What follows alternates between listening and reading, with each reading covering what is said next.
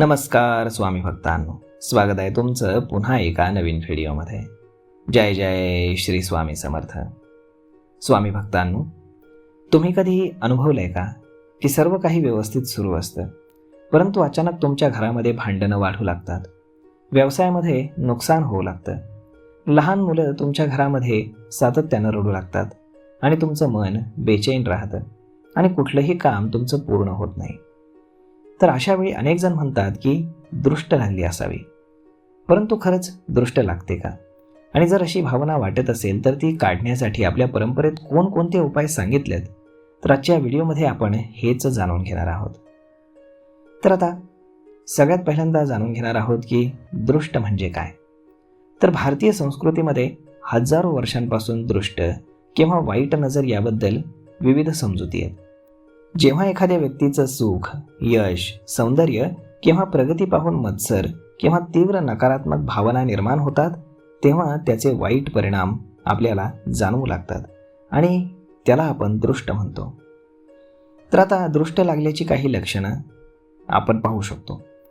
अनेक कुटुंबांमध्ये काही चिन्ह मानली गेली आहेत. अचानक मन अस्वस्थ होऊ लागतं, कोणतंही कारण नसताना सातत्यानं थकवा जाणवतो, तुमची चालू कामं वारंवार बिघडू लागतात, व्यवसायामध्ये अचानक नुकसान होऊ लागतं, घरामध्ये सातत्यानं वादविवाद होऊ लागतात, लहान मुलं सातत्यानं रडू लागतात, दूध न पिणं किंवा मग चिडचिड करणं असं करतात, पाळीव प्राणी अचानक अस्वस्थ वागू लागतात. मात्र यापैकी अनेक गोष्टींचा इतरही कारणाशी संबंध असू शकतो, हे आपण लक्षात ठेवायला हवं. तर आता जाणून घेऊयात की दृष्ट काढण्याची पारंपरिक पद्धत. सर्वात पहिली पद्धत मीठ आणि मोहरीची. यामध्ये मीठ आणि मोहरी, एका हातामध्ये थोडंसं मीठ आणि मोहरी घ्या आणि काही ठिकाणी सुक्या लाल मिरच्या घेतल्या जातात, तेही चालतं. हे साहित्य संबंधित व्यक्तीभोवती 7 वेळा फिरवलं जातं, त्यानंतर ते अग्नीमध्ये टाकलं जातं. ही पद्धत अनेक घरांमध्ये अगदी श्रद्धेनं पाळली जाते. आता दुसरी पद्धत आहे ती म्हणजे लिंबाची. एका ताज्या लिंबाला व्यक्तीभोवती 7 वेळा फिरवून डावीकडनं उजवीकडे त्याला घराबाहेर योग्य प्रकारे टाकलं जातं किंवा मग नष्ट केलं जातं. आता तिसरी पद्धती म्हणजे नारळानं दृष्ट काढणं. काही लोक देवळामध्ये किंवा देवासमोर नारळानं दृष्ट काढून तो फोडतात. यामागील उद्देश म्हणजे मनातील भीती दूर करून देवावरती विश्वास ठेवणं हा आहे. परंतु स्वामी भक्त काय करतात? इथेच महत्त्वाचा भाग सुरू होतो. स्वामी समर्थांनी प्रत्येक संकटामध्ये एकच संदेश दिलाय: भिवू नकोस, मी तुझ्या पाठीशी आहे. हा संदेश अनेक भक्तांसाठी धैर्य आणि श्रद्धेचा आधार आहे. दृष्ट लागल्याची भावना जर तुमच्या मनामध्ये येत असेल तर अनेक स्वामी भक्त साधना करतात. यासाठी रोज सकाळी किंवा संध्याकाळी स्वामींच्या प्रतिमेसमोर तुम्ही दिवा लावा. 108 वेळा श्री स्वामी समर्थ या तारक मंत्राचा जप करा. त्यानंतर शांतपणे प्रार्थना करा: स्वामी, माझ्या घरावर, माझ्या कुटुंबावर आणि माझ्या मनावरती तुमची कृपा असू द्या. नकारात्मक विचारांपासून आणि भीतीपासून माझं संरक्षण करा. या प्रार्थनेमुळे अनेक भक्तांना मानसिक शांती आणि आत्मविश्वास मिळाल्याचं सांगितलं जातं. यामध्ये एक छोटीशी प्रेरणादायी कथा मी तुम्हाला सांगू इच्छितो.